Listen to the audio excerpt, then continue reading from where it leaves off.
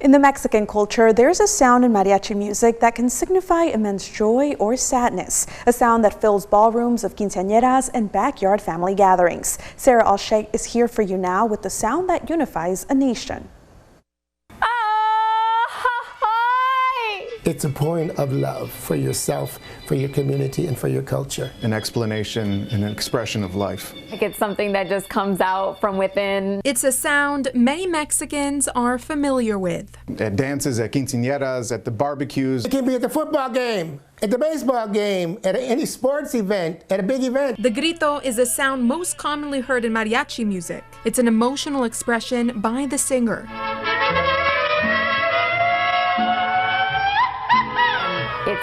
It could be almost like a cry if it's an emotional song, and then it could be happy when it's a really, happy, good-going song. Grito is the Spanish word for yell, shout, or cry, but in the Mexican culture, it means much more. An expression of joy, of relief, of tension release. Diego Rivera is a jazz studies professor at Michigan State University. He says the grito is unique because it's not only for musicians. The audience members also can participate, and I think that brings it closer together. Someone who's experienced that firsthand is Norma Patricia Serna. She's a mariachi singer in Lansing. It feels great. It feels like the music's really touching them. Gritos aren't just emotional, their origins are actually political, and they date all the way back to the 1800s in Hidalgo, Mexico. On September 16, 1810, Catholic priest Miguel Hidalgo rang his church bell and gave the call to arms, starting the Mexican War of Independence. Historians call that the original grito, and every year it's reenacted in Mexico. The president comes out and announces all of the heroes of the revolution. Viva Miguel Hidalgo y Costilla! Viva Mexico! That is the grito de la independencia. Lorenzo Lopez is a historian in Lansing. He says today there are two types of gritos: the emotional grito in songs and el grito ceremony on Mexico's Independence Day. It's an expression of our identity and is an expression of our unity. So whether it's on September 15th for Mexico's Independence Day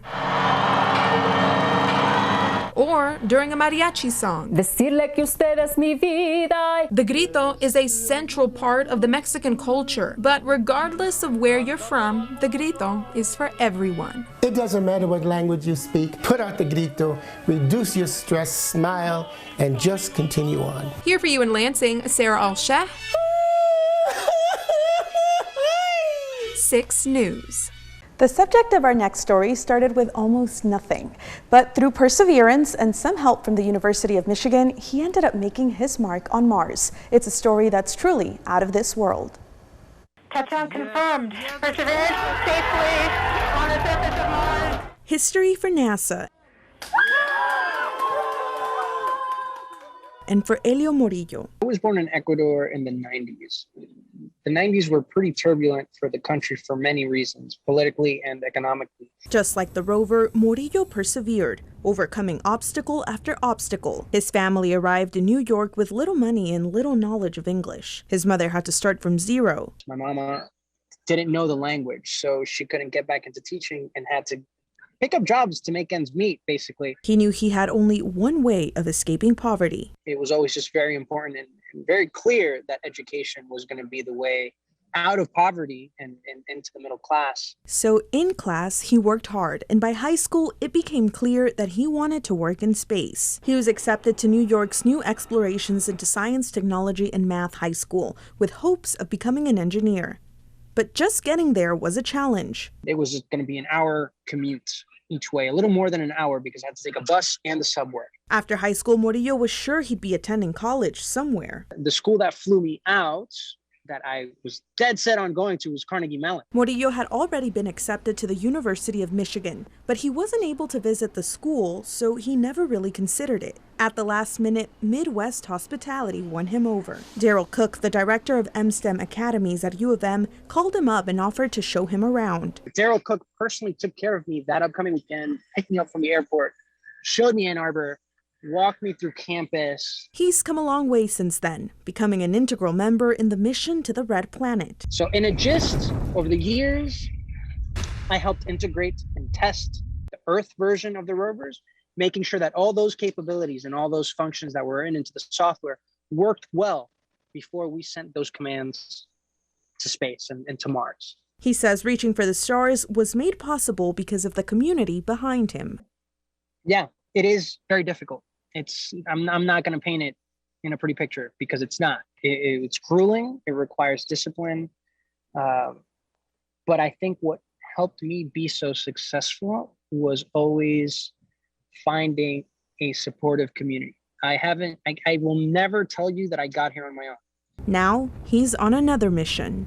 I want kids to look at someone and realize that they sound like them, that I look like them, that I have the immigrant background as many as them do, and that they can be here too, and that I want them to be here with me. Murillo says he'll continue to work to increase Latino representation at NASA and plans to attend career fairs across the country. Some of you may know that Araceli does a weekly wrap-up of the news in Spanish, which we put on WLNS.com. But there's also a Lansing-based podcast that serves as one of the other Spanish news sources in the area. And as it turns out, Araceli plays a big role in that production too. Tony Garcia is here for you now to tell you what's up with that.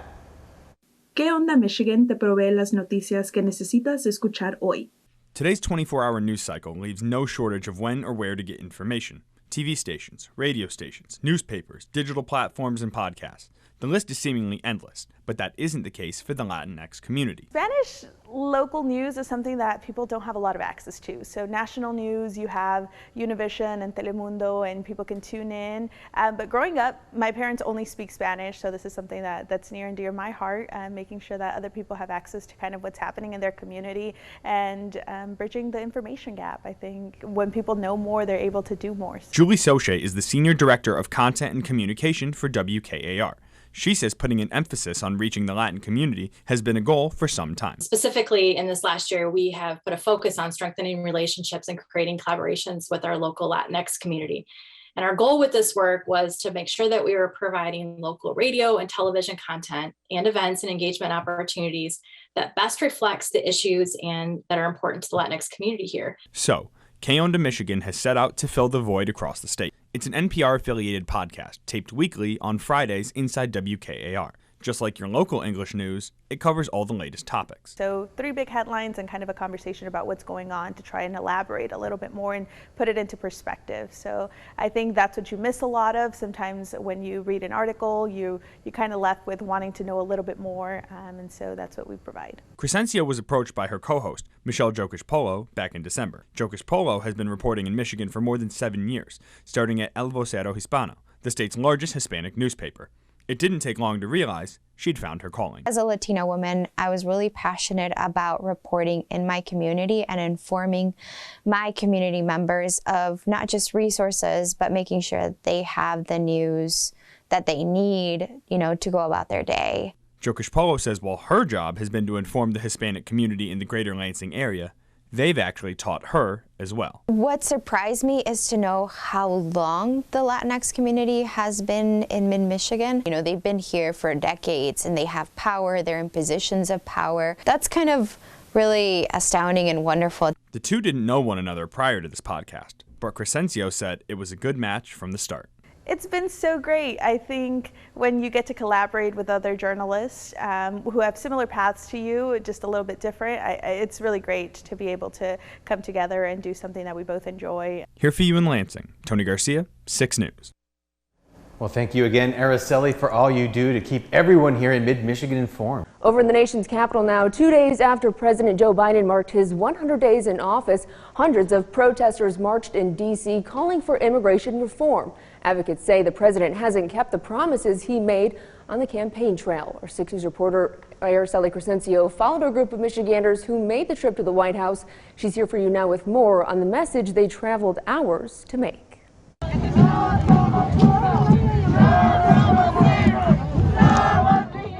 Hundreds chanting the same message. On May Day, known around the world as International Workers' Day, people hoping to have their voices heard. He was a vice president with Obama, and they also promised immigration reform. It never happened. It was 4 years, it was 8 years, and they said they were going to pass comprehensive immigration reform in the first 100 days. And that didn't happen. So we need to learn from the past.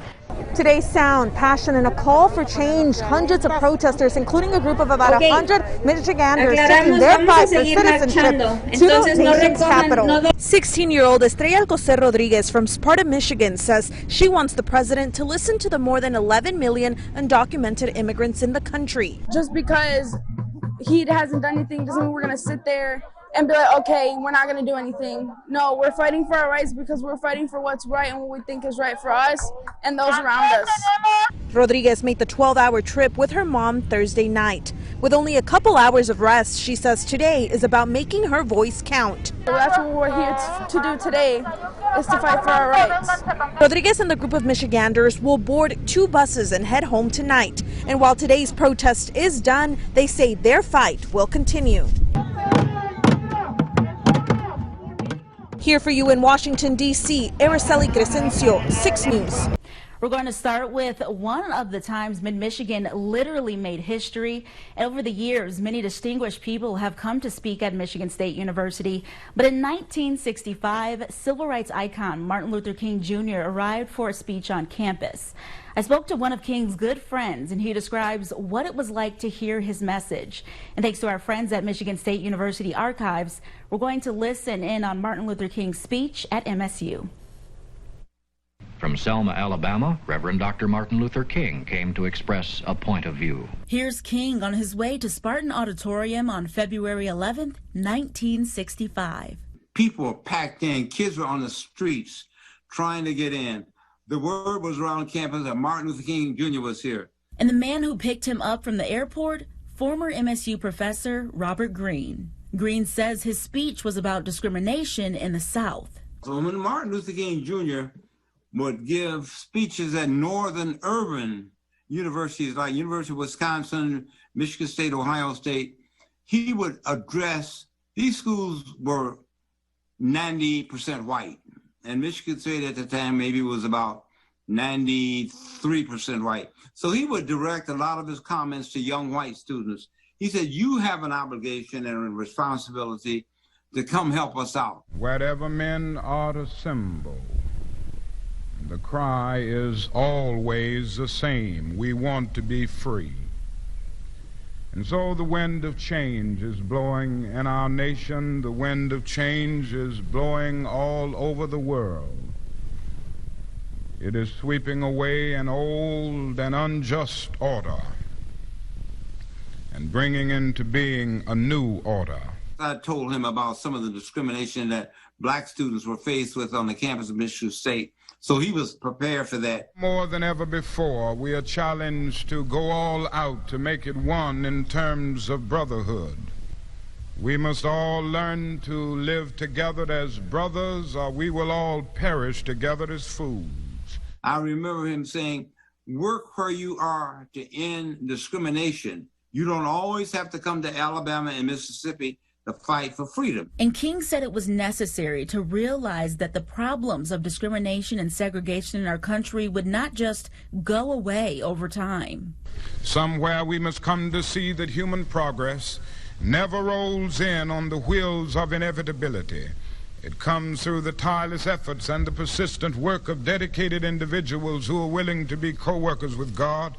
And without this hard work, time itself becomes an ally of the primitive and insurgent forces of irrational emotionalism and social stagnation. King mentioned the importance of making sure every American had the right to vote fairly and the important role of legislation.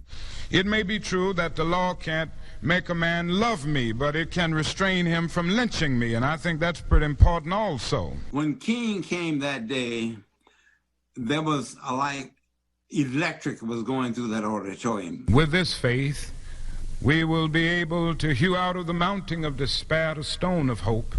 With this faith, we will be able to transform the jangling discords of our nation into a beautiful symphony of brotherhood.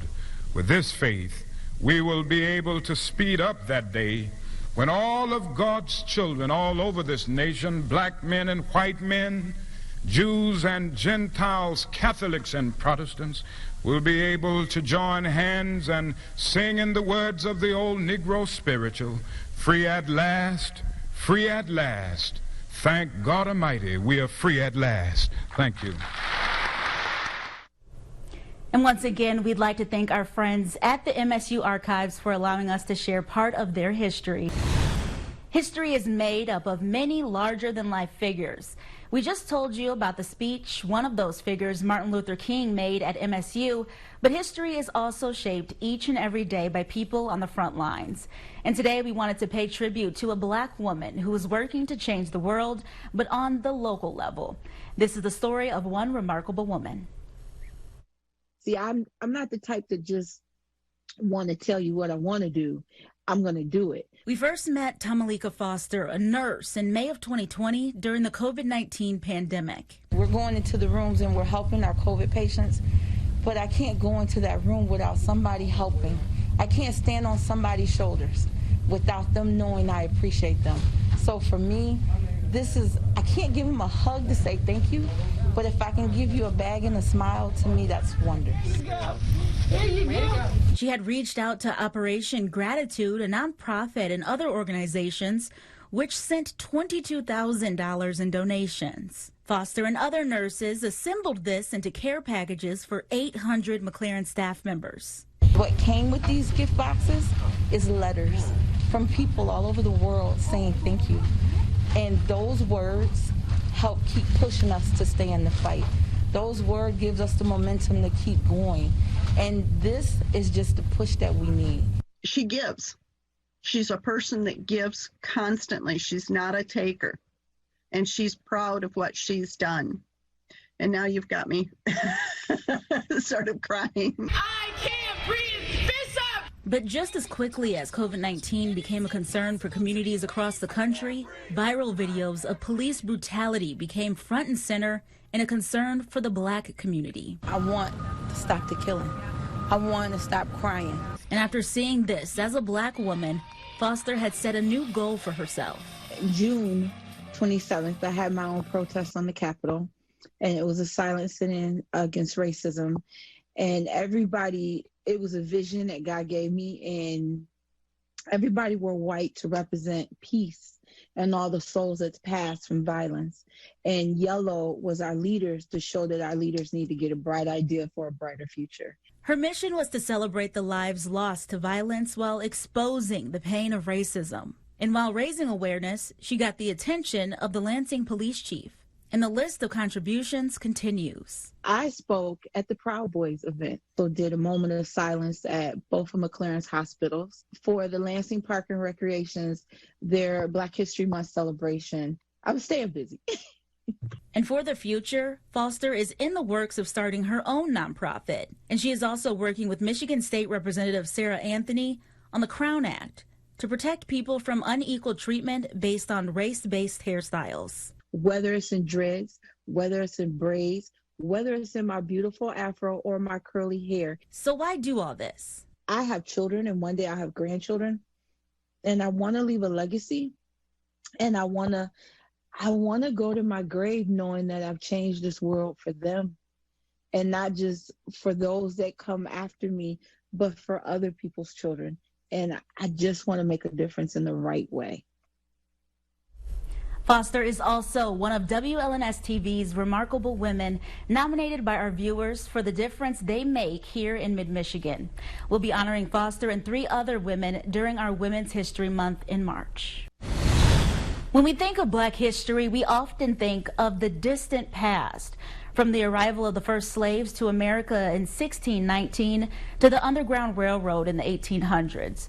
Jim Crow laws that separated people by color for nearly 100 years to the Civil Rights Act of 1964. What some might not realize is that progress is still being made to this day. 6 News' Brittany Flowers is here for you now with why some believe 2020 was yet another turning point in the fight for racial justice. Progress is being made at a level that I've not seen it made since the days of Dr. King. 2020 was a year most people won't forget, and although it came with a lot of negatives, the events of the past year set a tone for the entire nation. George Floyd, Breonna Taylor, Christian Cooper, COVID, the disparities in death rates, so many issues back to back to back. Lee Hampton, Chief Diversity Officer at Jackson College, has seen a number of racial justice movements in his lifetime, but nothing quite like last year. So why was 2020 different? I believe some significant events took place. You had the George Floyd murder, and I believe it brought to light a couple of things. One, it was a modern day lynching, broad daylight, a knee to the neck, slow. That's kind of what the lynchings were, slow. You saw a person's life even away, and you saw the same thing that day. Hampton believes that caused people who'd previously been on the sidelines to stand up and fight. We're seeing activists, everyday people started getting involved. Then the policymakers, decision makers, and those with access to resources, now they're involved. And if we continue that, I believe we'll see sustained systemic change that our children and grandchildren will be able to benefit from. The difficulty, he says, is changing what is and has been so deeply embedded in society for centuries. It's hard to stand against your uncle when his grandfather taught him to call black people by other names and derogatory comments, and that was their culture. It would be difficult in that moment to have 40 family members laughing and you stand up and say it's wrong. So, not that I'm excusing that behavior, but I totally understand that that is a complexity that they had to work through. For many, the events of 2020 forced them to do just that, looking inward and asking, what can I do to use my voice to help move society forward? Those conversations and questions came up at a time when the nation was incredibly divided, and harsh rhetoric incited violence and sparked a rise in hate groups.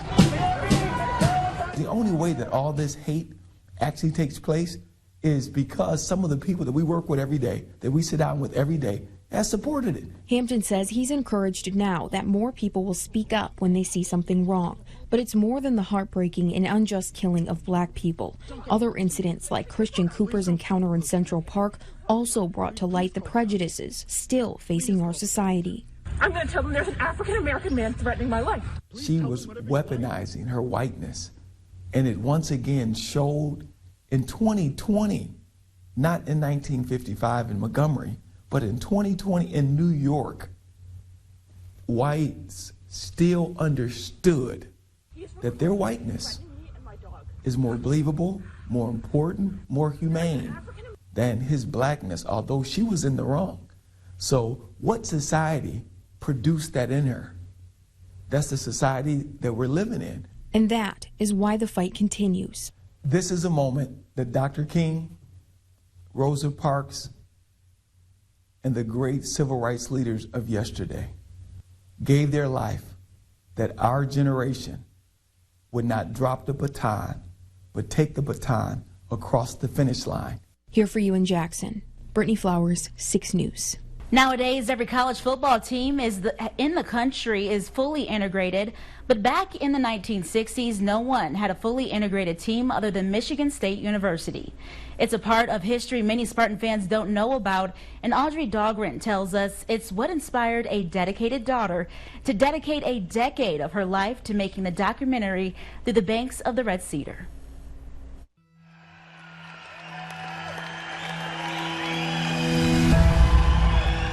The civil rights movement was not just about marches and sit-ins and boycotts and protests. It was also about confronting segregation in different spaces. And the Michigan State teams of the 1960s, they confronted segregation on the field physically. They challenged the color line in numerous ways. Imagine if your dad was a part of one of the most monumental moments in the history of college football. And growing up, you never knew it. For me, as my father's daughter, I grew up my whole life really up until Bubba Smith passed away in 2011, not even knowing this full story. I knew my personal family story of my parents growing up during segregation, how different their life was from mine and my siblings, but I didn't know the details in terms of how my dad got to Michigan State. Maya's father is Gene Washington, the legendary Minnesota Vikings wide receiver who was the 8th overall pick in the 1967 draft, and he played an instrumental role in helping Michigan State win back-to-back Big Ten titles during the 1965 and 66 seasons, all of which may have never happened if it wasn't for Smith. I wouldn't be speaking to you. I wouldn't be doing the things that I've been able to do in this world if it weren't for the gesture of Bubba Smith and his father, Willie Ray Smith, giving my dad an opportunity by suggesting that Duffy Daugherty take a look at my dad. They were opponents. They went to opposing high schools. It's the idea that things were that dire for African Americans in the South at that time. Duffy Daugherty didn't know it back then, but his approach to recruiting would forever change the sport of college football. He scouted the best black football talent from the segregated South to build a powerhouse program. The impact, not just for my family, but so many of the children and grandchildren of these men who played for Duffy Daugherty are living the impact of that door opening, of having access to education is just something you can't measure. Have you ever thought if Duffy was still alive? I mean, have you ever thought of what you would say to him or what a conversation would be like with him if he was still living? Well, I think I would first just say thank you.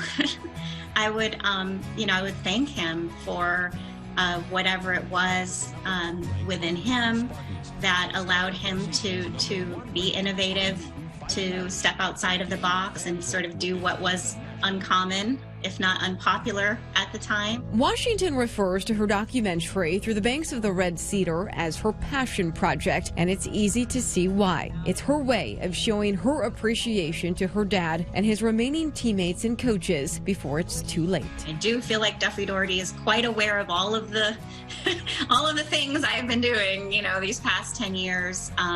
It's dumbfounding to think that, him just kind of executing a strategy to get really talented players on his team who happen to be black, who happen to be from the segregated South, really is pretty profound. In Lansing, Audrey Dahlgren, 6 News.